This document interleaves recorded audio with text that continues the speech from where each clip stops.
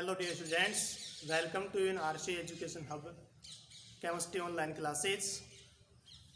आज अपने स्टार्ट करने वाले हैं एग्रीकल्चर केमिस्ट्री का चैप्टर नंबर 2। तो चैप्टर नंबर जो है 2 है उसमें अपन बात करेंगे मृदा जीवांश पदार्थ। किसकी बातें करेंगे? मृदा जीवांश पदार्थें। मृदा जीवांश जो पदार्थ होते हैं ये क्या होते हैं? इससे पहले अपन ने चैप्टर नंबर 1 में पढ़ा था मृदा के अवयव, और मृदा के जो अवयव होते हैं वो कितने होते हैं? 4 अवयव अपन ने पढ़े थे। कौन कौन से होते हैं? मृदा के 4 अवयव हैं। जो नॉर्मल तरीके से बात करें इसमें 2 अवस्थाएं थी, एक ठोस अवस्था में थे, एक द्रव या गैसीय अवस्था के अंदर अपने को मिलते हैं। सबसे पहले बात करते हैं ठोस वाले जो पदार्थ थे, उन पदार्थों में अपने पास में एक था जीवांश पदार्थ। कौन सा था? जीवांश पदार्थ। और एक था खनिज पदार्थ। जीवांश जो पदार्थ थे वो लगभग 5% मृदा के अंदर पाए जाते हैं। कितने होते हैं? लगभग 5% होते हैं तो जीवांश पदार्थ होते हैं। अब जीवांश पदार्थ हैं, इन्हीं का दूसरा नाम क्या है? कार्बनिक पदार्थ। क्या नाम है? कार्बनिक पदार्थ हैं। अभी आप देखिए यहाँ पर मृदा में जो जीवांश पदार्थ कार्बनिक पदार्थ पाए जाते हैं वो कितने प्रकार के होते हैं और कहाँ से उनको प्राप्त किया जाता है, ये अपन इस चैप्टर के स्टार्टिंग में देखने वाले हैं। सबसे पहले अपन आज क्लियर करने वाले हैं कि जीवांश जो पदार्थ होते हैं वो क्या होते हैं। इसको क्लियर करना जरूरी है। ये पूरे चैप्टर में अपने पास मृदा जीवांश के बारे में ही चलने वाला है। तो सबसे पहले आपको क्लियर क्या होना चाहिए कि जीवांश पदार्थ क्या होते हैं। ओके, चलो जीवांश पदार्थ की परिभाषा क्लियर करते हैं।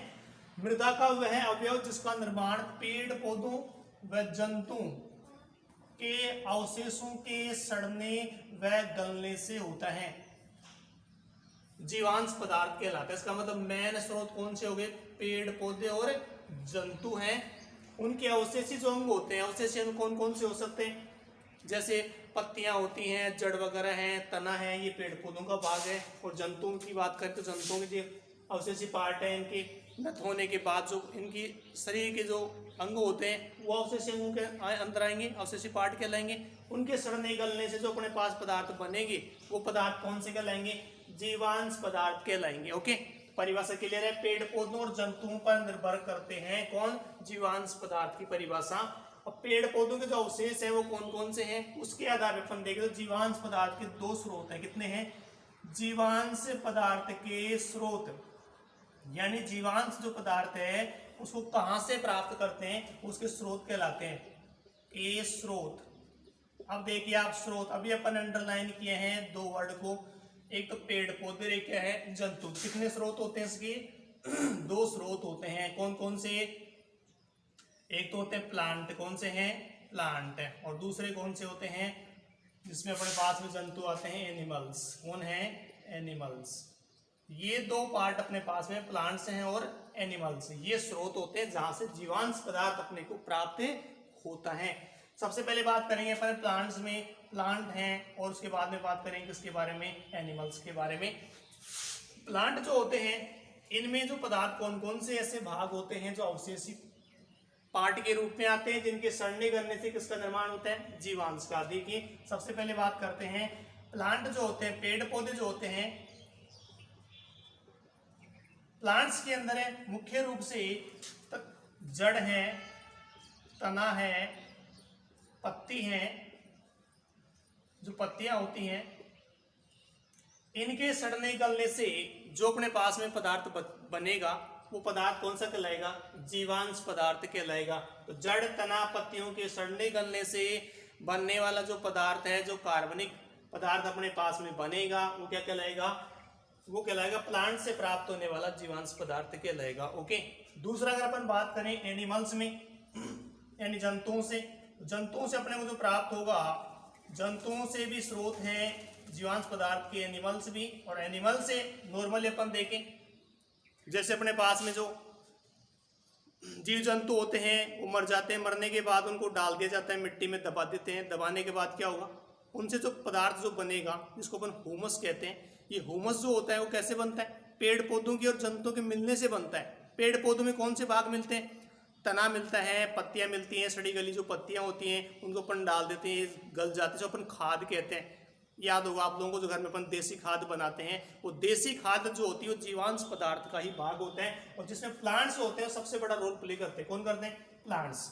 अब जो भैंस, ये अपने जो जीव जंतु के अंदर बात करें, जो गाय है भैंस है, इनका जो गोबर होता है जिससे अपन कंपोस्ट खाद बनाते हैं वो किस में आती है? जंतुओं से। तो उसमें सड़े गले पदार्थ क्या होते हैं? कार्बनिक पदार्थ ही हैं। सड़े गले पदार्थों में कार्बोहाइड्रेट है, प्रोटीन्स है, वसा है, लिग्निन है, ये सारे जो पदार्थ होते हैं वो कहाँ से प्राप्त होते हैं? जंतुओं के सड़ने गलने से। इनके अवशिष्ट जो पदार्थ होते हैं जंतुओं के, उनसे अपने को प्राप्त होते हैं। तो मोस्टली जो अपन खाद बनाते हैं, देसी जो खाद होती है घर के अंदर जो बनाई जाती है, वो कहाँ से प्राप्त होती है? जीव जंतुओं से। जंतुओं से अपने को प्राप्त यहाँ से होती है, यानी जंतुओं से खाद प्राप्त होती है। इसके अलावा अपन देखें जो केचुए, तो केचुआ जो होता है वो भी तो मिट्टी का निर्माण करता है, जिसे वर्मी कंपोस्ट अपन कहते हैं। क्या कहते हैं? वर्मी कंपोस्ट कहा जाता है। वो भी किससे प्राप्त होती है? केचुए से प्राप्त होती है। तो जो मिट्टियां बनाई जाती हैं, अलग अलग टाइप की जो मृदाएं बनती हैं, उनमें मुख्य रूप से अपन देखें तो प्लांट और जंतु जो होते हैं दोनों का ही महत्वपूर्ण योगदान होता है। जंतु जो होते हैं उनसे पहले बात करें, प्लांट में तो जड़, तना और जो पत्ती होते हैं, इनके सड़ने गलने के फलस्वरूप अपने पास किसका निर्माण हो जाता है? जीवांश पदार्थ का निर्माण हो जाता है। और जंतुओं से अगर बात करें तो जो खाद अपन जो बनाते हैं, देसी जो खाद बनाई जाती है अपने घर के अंदर जो अपन बनाते हैं, उसमें क्या होते हैं? जंतु जो होते हैं। इसमें पेड़ पौधों की जो पत्तियां वगैरह होती हैं ये भी पड़ा रहता है। इसके अलावा जो मेन जो कंपोनेंट होता है, इसका भाग होता है, घटक होता है, वो कौन होता है? गोबर जो होता है। उस गोबर को अपन सड़ाते हैं, गलाते हैं, उसके बाद अपने पास खाद बनती है। तो ये जो खाद बनती है ये कैसी होती है? जीवांश पदार्थ होते हैं, इसमें कार्बनिक पदार्थ पाए जाते हैं। इसके अलावा जो केचुए होते हैं, ये केचुए भी क्या करते हैं? जंतुओं में जीवांश पदार्थ बनाने का कार्य करने वाले हैं। वो एक जीव हैं, केचुए हैं। ये इनका मुख्य कार्य होता है कि जो अपने पास में मिट्टी वगैरह होती है, आपने देखे केचुए जो होते हैं लंबे लंबे जो होते हैं, बारिश के टाइम में जो बाहर निकलते हैं, वो मिट्टी में क्या करते हैं? मिट्टी में गोलियां बना बना कर क्या करते हैं? बाहर डालते रहते हैं। वो जो मिट्टी अपने पास में बन गई वो जीवांश पदार्थ होता है। क्या होता है? वो जीवांश पदार्थ होता है। ठीक है स्टूडेंट, फिलहाल अपन ने इसमें देखा कि आज जीवांश पदार्थ है, उसकी परिभाषा क्लियर होनी चाहिए। दूसरा, जीवांश पदार्थ के स्रोत कौन कौन से हैं वो अपने क्लियर होने चाहिए। कहाँ कहाँ से इसको प्राप्त करते हैं? दो स्रोत हैं इसके। कौन कौन से? प्लांट यानी पेड़ पौधों से प्राप्त किया जाता है जीवांश पदार्थ। दूसरा, जंतुओं से इसको प्राप्त किया जाता है, एनिमल से इसको प्राप्त किया जाता है। प्लांट से कौन कौन से भागों से प्राप्त करते हैं? जड़, तना और पत्ती से प्राप्त करते हैं। और जंतुओं को कहाँ से प्राप्त करते हैं? जंतु जो होते हैं इनके खाद्य पदार्थों की अगर बात करें, खाद्य पदार्थों के जो अपशिष्ट होते हैं, जैसे जीव जंतु के जो गोबर वगैरह बाहर निकलता है, उससे कंपोस्ट खाद बनाई जाती है। केचुए जो होते हैं इनसे वर्मी कंपोस्ट खाद बनाई जाती है। ये जीवांश पदार्थ के ही भाग है। तो आज वाले अपन ने देखा है मोस्टली जीवांश पदार्थ शब्द को अपन ने क्लियर किया है। नेक्स्ट वाले अपन देखने वाले हैं कि जीवांश पदार्थ जो स्रोत होते हैं उसमें मुख्य रूप से कौन कौन से घटक पाए जाते हैं, उसका संगठन क्या होता है, जीवांश पदार्थ का संगठन क्या होता है, उसमें कौन कौन से कार्बनिक या कार्बनिक जो घटक पाए जाते हैं, उनके बारे में अपन आगे वाली वीडियो में बात करेंगे। Okay, thank you so much.